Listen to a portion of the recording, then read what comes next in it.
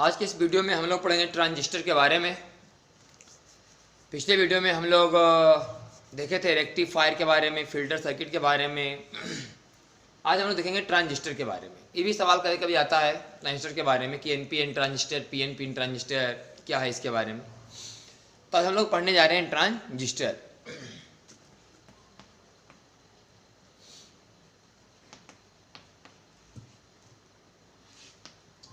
Transistor के बारे में पिछले बार में हम लोग पढ़े थे डायोड के बारे में कि डायोड क्या है। तो पीएन जंक्शन को डायोड कहते हैं।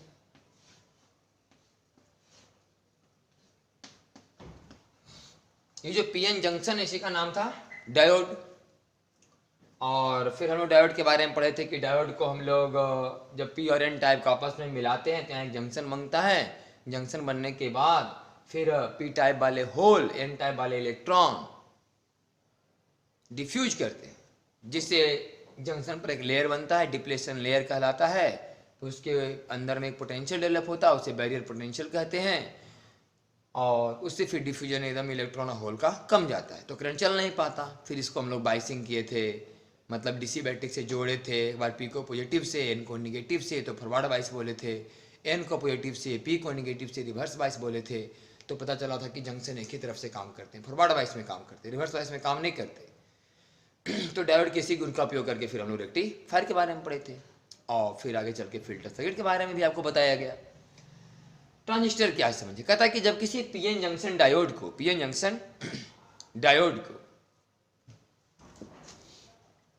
में एक तीसरा डॉप्ड एलिमेंट, ये भी तो डॉप्ड है, ये डॉपिंग किया हुआ है। बिना डॉपिंग के तो पी टाइप एन टाइप बनते नहीं है। वैसे तो कोई भी सेमीकंडक्टर इंट्रिंसिक होते हैं, प्योर होते हैं, उनमें डॉपिंग किया जाता है, मिलावट किया जाता है, कभी पेंटावेलेंट कभी ट्राइवेलेंट, तब जाकर के बनते हैं एक्सट्रिंसिक। और ये दो तरह के होते हैं, पी टाइप और एन टाइप। तो ये जो पी टाइप और एन टाइप होते हैं क्या कहलाते हैं? डॉप्ड एलिमेंट है, इनमें डॉपिंग किया गया है। तो कहता कि जब किसी पीएन जंक्शन डायोड में कोई एक तीसरा डॉप्ड एलिमेंट, दो तो है ही है, एगो पी और एगो एन, एगो और कोई इसमें डाल दिया जाएगा। और तीसरा का मतलब पी और एन के अलावा कोई नहीं, पी और एन में से कोई और। जब किसी पीएन जंक्शन डायोड में एक तीसरा डॉप्ड एलिमेंट का मतलब पी और एन के अलावा कोई तीसरा नहीं, पी और एन में से कोई तीसरा इसमें इस प्रकार से दे दिया जाए ताकि दो पीएन जंक्शन का निर्माण हो। किसी पीएन जंक्शन डायोड में एक तीसरा डॉप्ड एलिमेंट इस प्रकार जोड़ा जाए या इस प्रकार मिलाया जाए ताकि दो पीएन जंक्शन का निर्माण हो, तो उस रिजल्टिंग डिवाइस को हम लोग ट्रांजिस्टर कहते हैं। तो इसमें दो तरह से मिलावट किया जा सकता है। इसमें दो पीएन जंक्शन बनाना, हमको तीसरा डॉप्ड एलिमेंट इस प्रकार से देना है ताकि दो पीएन जंक्शन बन जाए। तो एक तो तरीका यह है कि पी एन और यहां डाल दे हम लोग एन, तो दो पीएन जंक्शन बन जाएगा। एक यहां पीएन जंक्शन, एक यहां पीएन जंक्शन। तो ये जो है ट्रांजिस्टर कहलाएगा और इसका नाम होगा एनपीएन ट्रांजिस्टर। और दूसरा ये हो सकता है कि किसी पीएन जंक्शन में इस तरफ एक पी और दे दिया जाए तो पर भी दो पीएन जंक्शन बन जाएंगे। इसको बोलेंगे पीएनपी ट्रांजिस्टर, इसको बोलेंगे एनपीएन ट्रांजिस्टर, इसको बोलेंगे पीएनपी ट्रांजिस्टर। तो ट्रांजिस्टर भी एक डिवाइस है, एक आपका इलेक्ट्रॉनिक डिवाइस है जो कि लो सिग्नल को हाई सिग्नल में कन्वर्ट करता है। और इसका उपयोग हम लोग एम्पलीफायर के रूप में भी कर सकते हैं। लो सिग्नल को हाई सिग्नल में कन्वर्ट करता है, ये ट्रांजिस्टर का काम है। तो एम्पलीफायर में हम लोग ट्रांजिस्टर का ही उपयोग करते हैं। हम लोग माइक में मतलब कितना कम आवाज़ में बोलते हैं, फिर लाउड स्पीकर के द्वारा मतलब देखते हैं कितना ज़्यादा आवाज़ निकलता है, मतलब लो सिग्नल को हाई सिग्नल में कन्वर्ट करता है। तो ट्रांजिस्टर जो होता है बहुत मतलब टिकाऊ होता है, मतलब अनलिमिटेड लाइफ। आप ट्रांजिस्टर देखिए कभी मतलब उसको गिराइए पटाखे कुछ होने वाला नहीं है। तो अनलिमिटेड लाइफ है ट्रांजिस्टर का। और मैकेनिकली स्ट्रॉन्ग भी होता है, यदि टूटेगा ऐसा कुछ होने वाला नहीं इसको। पहले ट्रांजिस्टर की जगह पर वैक्यूम ट्यूब्स का उपयोग किया जाता था, तो थोड़ा बल्कि होता था, उसमें प्रोसेस करने में थोड़ा दिक्कत होते थे। आज उसके जगह पर आज हम लोग ट्रांजिस्टर का उपयोग कर रहे हैं वैक्यूम ट्यूब के जगह, और ये बहुत आसान भी इसका उपयोग करना। तो ट्रांजिस्टर एक डिवाइस है जिसका उपयोग हम लोग एम्पलीफायर बनाने में करते हैं, जो कि लो सिग्नल को हाई सिग्नल में कन्वर्ट करता है। और ये मैकेनिकली स्ट्रॉन्ग भी होते हैं और इनका अनलिमिटेड लाइफ होता है। पहले इसकी जगह पर वैक्यूम ट्यूब्स का उपयोग किया जाता था, तो उसकी तुलना में ट्रांजिस्टर थोड़ा ज़्यादा अच्छा है, ज़्यादा कंफर्टेबल है। और ये ट्रांजिस्टर दो तरह के हैं, पीएनपी और एनपीएन, पीएनपी और एनपीएन ट्रांजिस्टर। तो एक तो ये हम लोग बताए कि किसी पीएन जंक्शन डायोड में एक तीसरा डॉप्ड एलिमेंट इस प्रकार जोड़ा जाए ताकि दो पीएन जंक्शन का निर्माण हो, तो इस रिजल्टिंग डिवाइस को हम लोग ट्रांजिस्टर कहते हैं। या तो पीएन के बगल में इधर से एन जोड़ दिया जाए तो एनपीएन ट्रांजिस्टर, या तो पीएन के उस साइड में पी जोड़ दिया जाए तो पीएनपी ट्रांजिस्टर। तो हर एक ट्रांजिस्टर में 3 टर्मिनल होते हैं, हर एक ट्रांजिस्टर में 3 टर्मिनल होते हैं, और हर एक से इससे इससे इससे हर एक सेक्शन से एक मिक्सा रहेगा। 3 टर्मिनल होते हैं इसमें, इससे इससे हर एक मैंने कि ट्रांजिस्टर में 3 टर्मिनल होते हैं। तो एक टर्मिनल होता है, लेकिन ये तो 3 टर्मिनल है, तो तीनों टर्मिनल का नाम है अपना अपना। ये जो टर्मिनल है इसको हम लोग इमीटर बोलते हैं, और ये जो टर्मिनल है इसे बोलते हैं कलेक्टर, और इसे बोलते हैं बेस। इसमें हो गया इमीटर, इसको बोलते हैं कलेक्टर, और इसको बोलते हैं बेस। इमीटर मतलब उत्सर्जक, और कलेक्टर मतलब संग्राहक, और बेस मतलब आधार। किसी भी ट्रांजिस्टर में 3 टर्मिनल होते हैं, emitter, base, collector, emitter, base, collector. तो इमीटर जो होता है, ये जो इमीटर है हाईली डोपिंग किया हुआ होता है।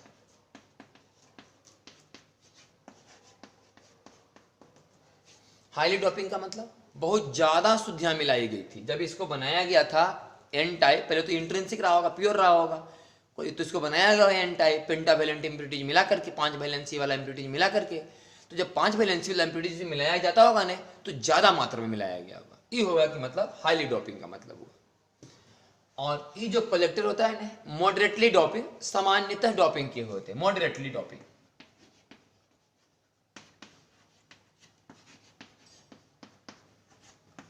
ये जो होते हैं मॉडरेटली डोपिंग के होते हैं। और ये जो बेस होता है ना, बहुत लाइटली डोपिंग किया होता है, बहुत कम डोपिंग किया जाता है।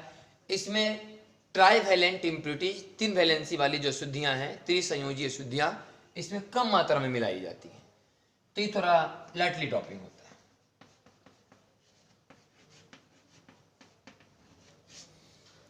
तो किसी भी ट्रांजिस्टर में 3 टर्मिनल होते हैं, तीनों का नाम है इमीटर, बेस, कलेक्टर। और इमीटर हमेशा हाईली डोपिंग होता है, कलेक्टर हमेशा मॉडरेटली डोपिंग होते हैं, सामान्यतः डोपिंग किए होते हैं, और बेस जो होता है लाइटली डोपिंग किया हुआ होता है। वही बात सेम इसमें बोल सकते हैं आप, सेम टू सेम बात लिखने रहे। इसमें इमीटर है तो हाईली डोपिंग किया गया है, बेस जो है बहुत लाइटली डोपिंग किया गया है, और कलेक्टर जो है मॉडरेटली डोपिंग किया गया है। सामान्य रूप से ज़्यादा और कम, सामान्य रूप से डोपिंग ज़्यादा और कम डोपिंग किया गया है। इस एनपीएन और पीएनपी ट्रांजिस्टर में जो बेस वाला भाग होता है ना, वो पतला होता है। वास्तव में ऐसा दिखा रहे हैं भी, एनपीएन लग रहा सब एक ही जैसा है, ऐसा होता नहीं। ये जो एनपीएन ट्रांजिस्टर का जो पार्ट है ऐसा होगा,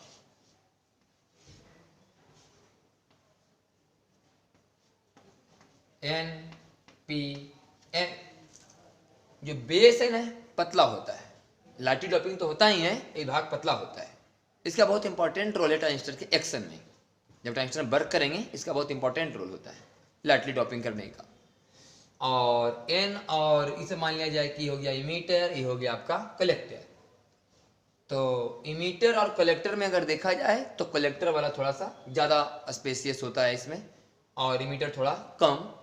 मैंने कलेक्टर और इमीटर में अगर तुलना किया जाए तो इमीटर से ज़्यादा वाइड चौड़ाई कलेक्टर में होता है, इसमें भी और उसमें भी। ये हो गया आपका एनपीएन, ये हो गया पीएनपी।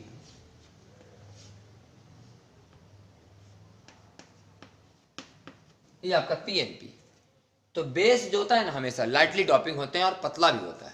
इमीटर जो होता है हाईली डोपिंग तो है, और इस मतलब मॉडरेटली डोपिंग है, लेकिन अगर चौड़ाई के बारे में बात करें सेक्शन की, तो ये थोड़ा कलेक्टर थोड़ा ज़्यादा वाइड होते हैं, और इमीटर थोड़ा उससे कम, माने ज़्यादा चौड़ाई कलेक्टर में है, उससे कम चौड़ाई इमीटर में है, सबसे कम चौड़ाई बेस में है। लेकिन डोपिंग के हिसाब से देखें, सबसे ज़्यादा डोपिंग इमीटर है, सबसे कम डोपिंग बेस है, और समान रूप से डोपिंग किया हुआ हमारा कलेक्टर है। तो जो बात वहां है वो बात यहाँ भी। इस तरह से आप देख रहे हैं कि ट्रांजिस्टर दो तरह के, एनपीएन और पीएनपी। अब बात यह है कि ट्रांजिस्टर जो एनपीएन है और पीएनपी ट्रांजिस्टर है, जिसका नाम इमीटर क्यों पड़ा, कलेक्टर का नाम कलेक्टर क्यों पड़ा? तो नाम से ही जैसे कि पता चल रहा है, इमीटर मतलब उत्सर्जक और कलेक्टर मतलब संग्राहक। माने कलेक्टर पर कुछ चीज संग्रहित होगा, जमा होगा, और इमीटर से लगता है कि उत्सर्जित हो रहा है, इमीटर से निकल रहे हैं। इमीटर से लगता है कि जा रहे हैं, प्रवेश हो रहे हैं, उत्सर्जन हो रहा है। और कलेक्टर पर संग्राहित, उसको बोलते हैं संग्राहक, जमा हो रहे हैं। तो आप अगर देखें एनपीएन ट्रांजिस्टर को,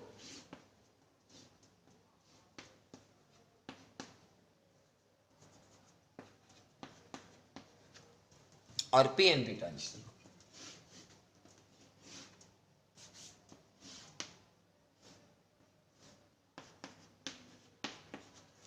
एनपीएन और पीएनपी ट्रांजिस्टर, इसमें 3 टर्मिनल होते हैं।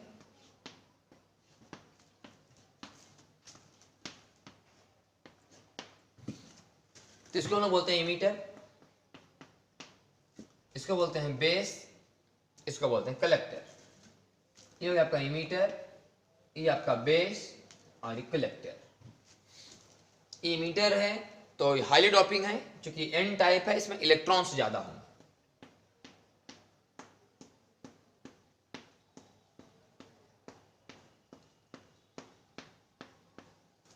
और पी टाइप है जिसमें होल ज्यादा होंगे, लेकिन चूंकि लाइटली डोपिंग है, बहुत कम डोपिंग, तो कम मात्रा में होल है। और एन टाइप है जिसमें इलेक्ट्रॉन्स ज्यादा होंगे, लेकिन बहुत ज्यादा नहीं, इसके जैसा नहीं, मॉडरेटली डोपिंग है, सामान्य रूप से डोपिंग है।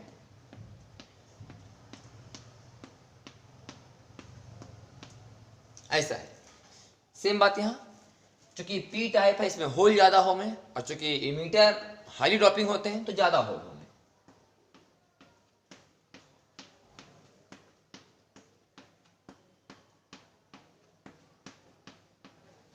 और एन टाइप में इलेक्ट्रॉन ज्यादा होंगे, लेकिन चूंकि एन टाइप बेस है तो ये लाइटली डोपिंग होगा, तो कम मात्रा में इलेक्ट्रॉन होंगे।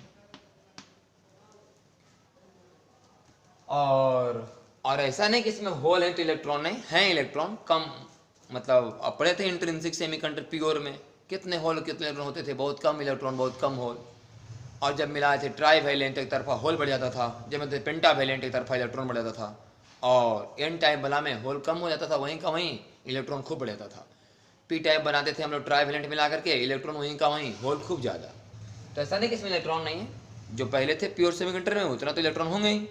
इसमें भी ऐसा नहीं कि होल नहीं है, होल भी होंगे, जो पहले थे प्योर में, मैंने एन टाइप इसको बनने के पहले जब प्योर था तब तो कुछ होल होंगे इसमें, तो वाले होल होंगे। और पी टाइप में कम होल होंगे, क्योंकि यह मॉडरेटली डॉपिंग किया हुआ है, सामान्य रूप से डॉपिंग किया हुआ है ना, सामान्य रूप से डॉपिंग किया हुआ है। तो ये हो गया इमीटर, बेस और कलेक्टर वाली बात। लेकिन बात है कि इमीटर, इस ट्रांजिस्टर में 3 टर्मिनल है, लेकिन कनेक्शन के लिए तो 4 टर्मिनल चाहिए, 2 इनपुट और 2 आउटपुट। इसलिए क्या है कि एक टर्मिनल को हम लोग कॉमन मान लेते हैं। अगर कनेक्शन करना है तो 3 टर्मिनल में तो नहीं होगा भाई, 2 इनपुट चाहिए, 2 आउटपुट चाहिए, तो 4 टर्मिनल चाहिए, होते इसमें 3 ही टर्मिनल, तो कनेक्शन कैसे होगा? तो एक को कॉमन मानते हैं।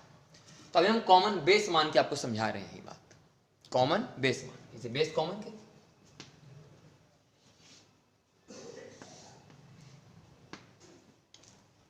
इनपुट में भी बेस है और आउटपुट में भी बेस है।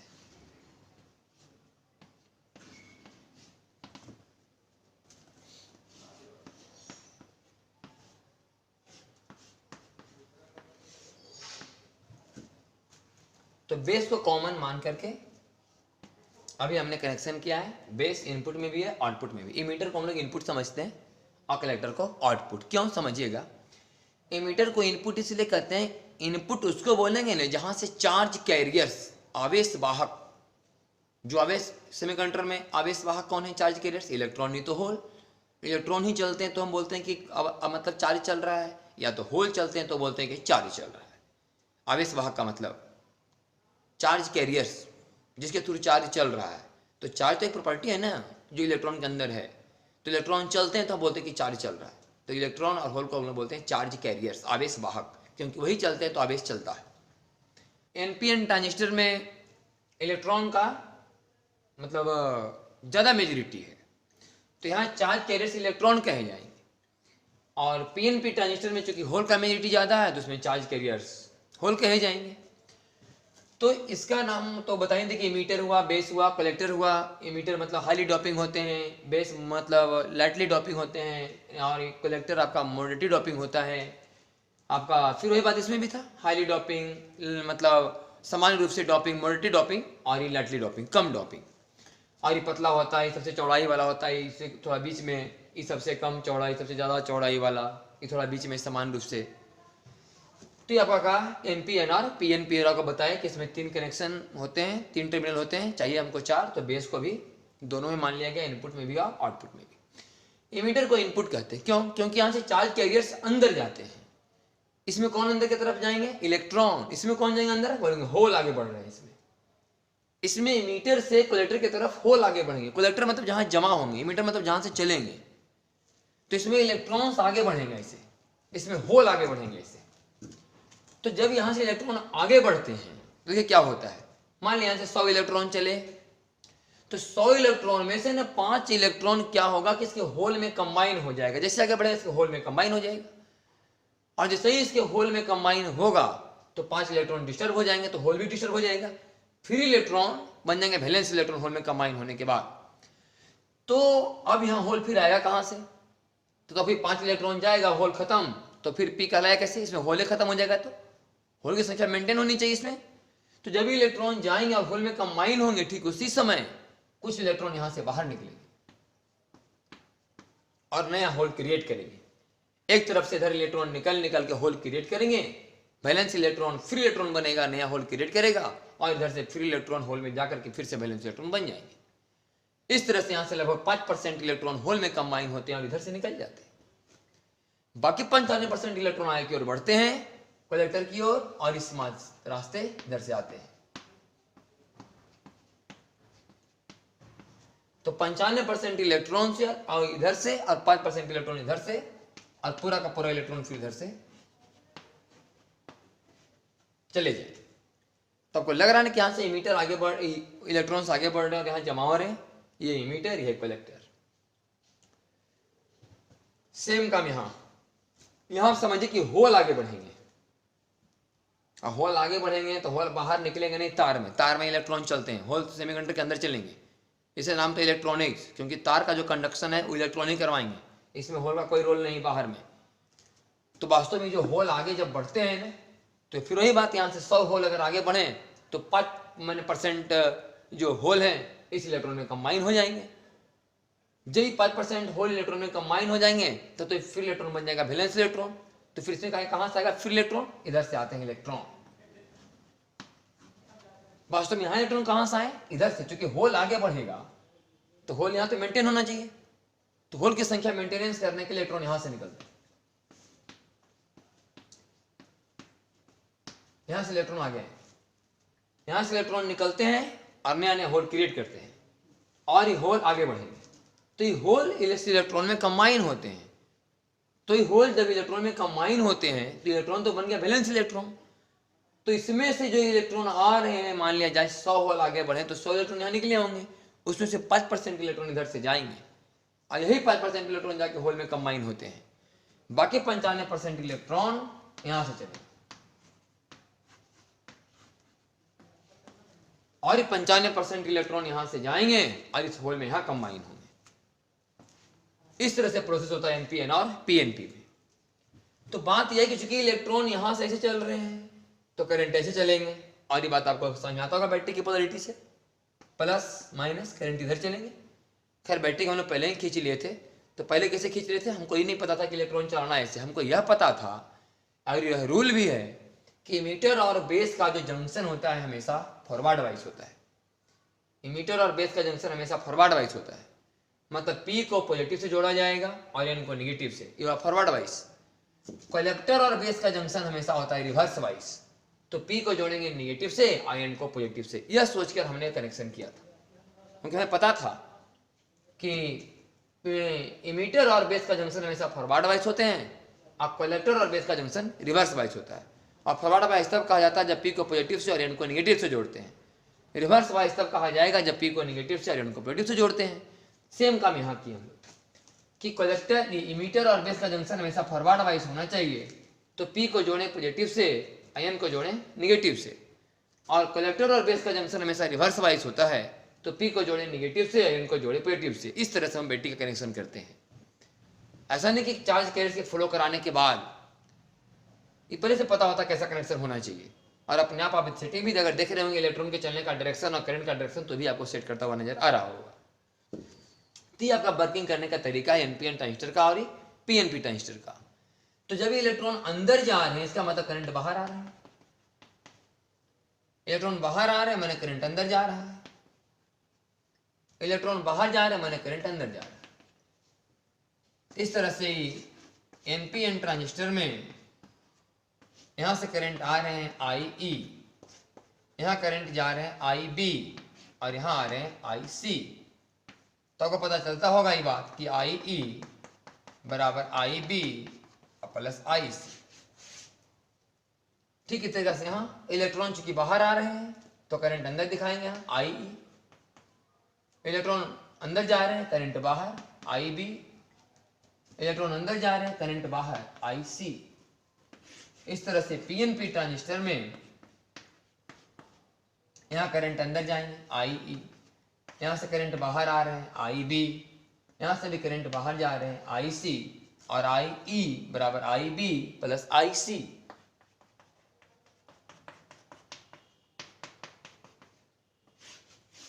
तो ये आपका वर्किंग ऑफ ट्रांजिस्टर एनपीएन और पीएनपी किस तरह से वर्क करते हैं। तो हर हमेशा हम लोग ट्रांजिस्टर को ऐसे दिखाएंगे नहीं, इतना बड़ा एनपीएन और पीएनपी, हम लोग इसको सिंबल के तौर पर भी यूज करते हैं कि ट्रांजिस्टर को ऐसे दिखाना नहीं होता, सिंबल दिखाते हैं हम लोग। तो बात है ट्रांजिस्टर का सिंबल कैसा होगा, एनपीएन ट्रांजिस्टर का और पीएनपी ट्रांजिस्टर का सिंबल कैसा होगा। तो सिंबल इसका ऐसा ट्रांजिस्टर का,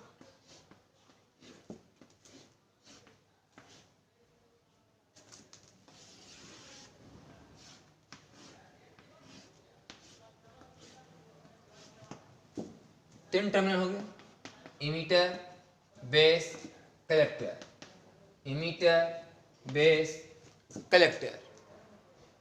इसमें क्या है कि इमीटर से करंट बाहर आ रहा है ना एनपीएन ट्रांजिस्टर में, तो यहां पर तीर ऐसे दिखाया जाता है कि करंट यहां से बाहर आ रहा है IE मतलब IB IC। यहां हो जाएगा IE, यहां करंट जाएंगे IB, और यहां करंट आएंगे IC। पीएनपी ट्रांजिस्टर में इमीटर से करंट अंदर जा रहा है, यहां तीर का निशान ऐसे दिखाया जाता है। तो यहां हो गया आपका IE, यहां हो गया आपका IB, और यहां हो गया आपका IC, और IE बराबर IB प्लस IC। यह सिंबल ऑफ ट्रांजिस्टर। लेकिन एक बात तो एक क्लियर, अभी हम लोग बात इस पर चर्चा भी किए थे कि ट्रांजिस्टर में 3 ही टर्मिनल होते हैं और हमें कनेक्शन करने के लिए तो 4 टर्मिनल चाहिए, और अभी आपको एग्जांपल बताया भी किसके आधार पर, कॉमन बेस के आधार पर। लेकिन कॉमन बेस ही सिर्फ क्यों होगा, कॉमन इमीटर भी हो सकते हैं और कॉमन कलेक्टर भी हो सकते हैं। इस तरीका से किसी भी ट्रांजिस्टर का जो हम लोग कनेक्शन है 3 तरीका से कर सकते हैं, common base connection, common emitter connection और कॉमन कलेक्टर कनेक्शन।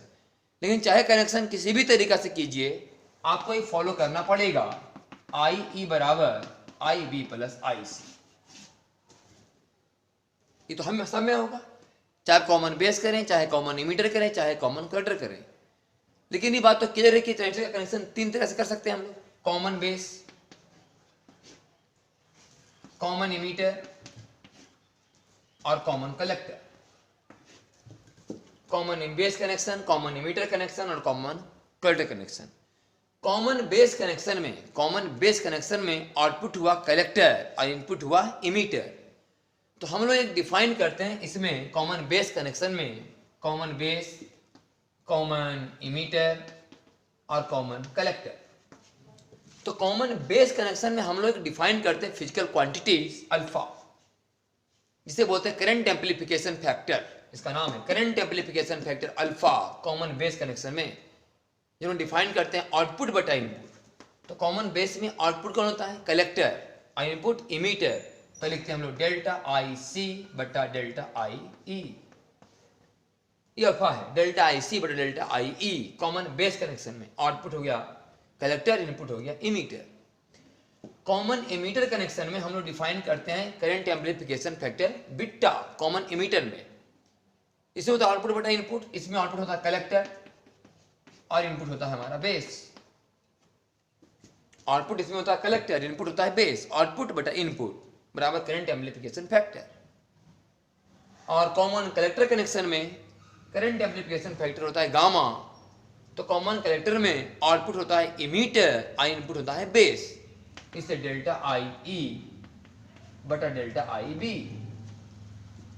वास्तव में इसके पीछे की बहुत सारी कहानी है,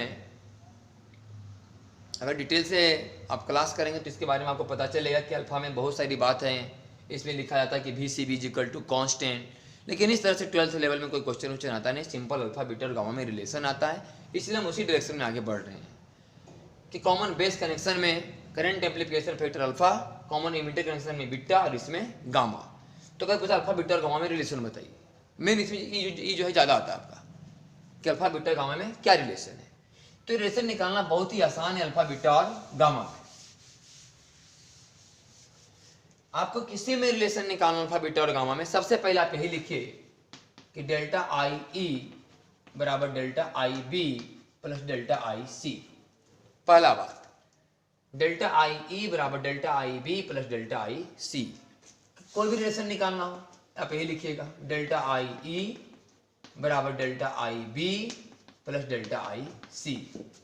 डेल्टा आई ई बराबर delta I B plus delta I C, ऐसे ही लिखना है हमेशा। अगर आपको अल्फा और बीटा में रिलेशन निकालना है तो अल्फा और बीटा में थोड़ा देखिए कि दोनों में कौन चीज कॉमन है। बोले आई सी कॉमन है, आई सी वाला पार्ट कॉमन है, तो क्या कीजिए कि डेल्टा आई सी से समय आप डिवाइड कर दीजिए, डेल्टा आई सी से, delta I C, delta I C, delta I C, निकल जाएगा रिलेशन अल्फा और बीटा में। देखिए कैसे, तो हो गया 1 और डेल्टा आई ई बटा delta I C, delta I ई बटा डेल्टा आई सी बराबर 1 बटे अल्फा, डेल्टा आई बी बटा डेल्टा आई सी बराबर 1 बटे बीटा और प्लस 1। आप यहां से चाहें तो अल्फा का मान बीटा में, बीटा का मान अल्फा में निकाल सकते हैं कि 1 बटे अल्फा बराबर एलसीएम बीटा ऊपर 1 प्लस बीटा, इसका मतलब alpha is equal to beta by 1 plus beta. या तो चाहे बीटा का मान यहां से निकाल सकते हैं, आप यहां चाहें तो बीटा का भी मान निकाल सकते हैं कि 1 बटे बीटा बराबर 1 बटे अल्फा माइनस 1, तो 1 बटे बीटा बराबर एलसीएम अल्फा ऊपर में 1 माइनस अल्फा, इसलिए बीटा बराबर अल्फा बटे 1 माइनस अल्फा। ये हो गया अल्फा और बीटा में रिलेशन। पूछता है कि अल्फा और गामा में रिलेशन बताइए, तो देखिए अल्फा और गामा में कौन कॉमन है भाई, अल्फा और गामा में आई ई कॉमन है, आई ई दोनों में देख लीजिए आई ई, तो डेल्टा आई ई से भगा दे दीजिए सब, डेल्टा आई ई से, ये तो हो गया 1 और डेल्टा आई बी बटा डेल्टा आई ई बराबर 1 बटे गामा और डेल्टा आई सी बटे डेल्टा आई ई बराबर अल्फा। इसका मतलब 1 बटे गामा बराबर 1 माइनस अल्फा, इसलिए गामा बराबर 1 बटा 1 माइनस अल्फा। जब अल्फा और बीटा में रिलेशन निकल गया, अल्फा और गामा में रिलेशन निकल गया, तो गामा और बीटा में आप यहीं से भी रिलेशन निकाल सकते हैं।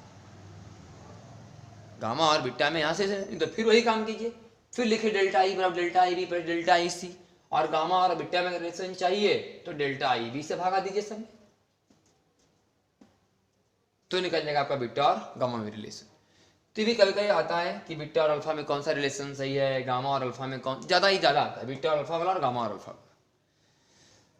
तो एक पार्ट था छोटा सा टॉपिक ट्रांजिस्टर, जो बोर्ड के हिसाब से आपका ये सब सवाल आता है, और आप खुद थोड़ा सा देख लेंगे, थोड़ा सा टॉपिक कभी क्या आता है लिखने के लिए, जीनर डायोड क्या है, एलईडी क्या है, लाइट इमिटिंग डायोड क्या है, और फोटो डायोड क्या है। तो भी टॉपिक थोड़ा इंपॉर्टेंट है, आपको जो क्लास में लिखाया गया उसको भी थोड़ा एक बार रिवीजन कर लीजिएगा। Zener diode, LED, light emitting diode और फोटो डायोड, ठीक है।